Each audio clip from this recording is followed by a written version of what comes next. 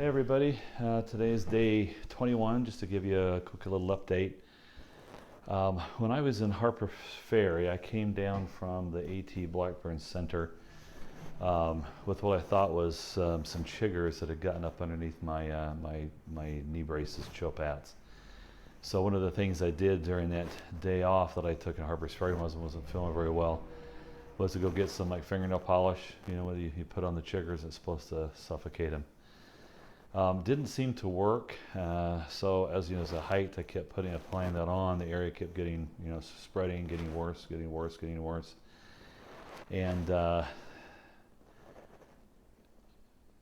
it was almost like it wasn't quite behaving like chiggers.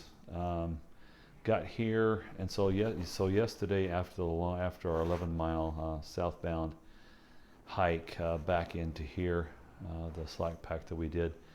One of the other hikers who it's like an adverse chigger reaction a year ago was looking at my legs, and she's like, "Oh man," she said, that's what it looked like when I went septic with some last year." So this morning, because there was another hiker here one step that had a vehicle, and he was willing to take me to urgent care, and as I was looking on what's coming up with Bowling Springs and Duncannon, there isn't any. And I wouldn't probably be able to get to an urgent care. I thought, well, I'm here, let me run into urgent care.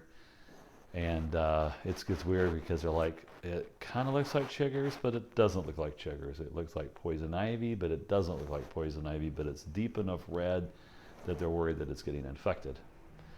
So with that, I've got some steroid type cream to help fight that, as well as now some antibiotics because of the possible infection. So with that, by the time I got done with all of that, it was noon. It was close if I could go in, because the next section of trail is actually very nice, heading towards the pine furnace.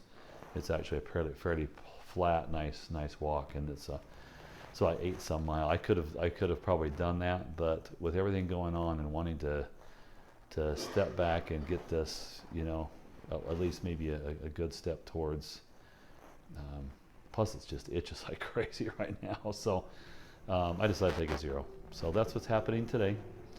So let's see, my experience in Fayetteville now is a Nero into a 0 into a slack pack, now a 0. So 4 nights here. But it's a nice place to be able to do that, and it's relatively inexpensive. So hey, that's just what happens sometimes in the trail. You got to take your opportunities to do that. Had a kid hike in today. His objective was just to come in, grab his package, wash some clothes, take a shower, and go hit the trail again. His package isn't going to be here until tomorrow. So, we went up and we took him up this morning, got some breakfast at Timbers with him, and then, he's doing what I did yesterday. He's heading up, and he's going to slack pack south 11 miles, and things just like that happen, and you have to just roll with the punches when you're here on the AT and deal with what the trail dishes up for you, right? The trail provides, the trail teaches, and sometimes the trail takes away. So anyway, that's what's going on today. So I will call it, this is a rest and recovery day, a kind of a get well day, if you will, and so I can be able to start hiking and get ready for the rocks at Duncannon to Delaware Water Gap. So, it's interesting. When I was at the pharmacy today, the kid says, he goes, "Enjoy the rocks, they're really beautiful." And I thought, well, now there's a different perspective. Everybody's like, "Oh, the rocks, they're terrible."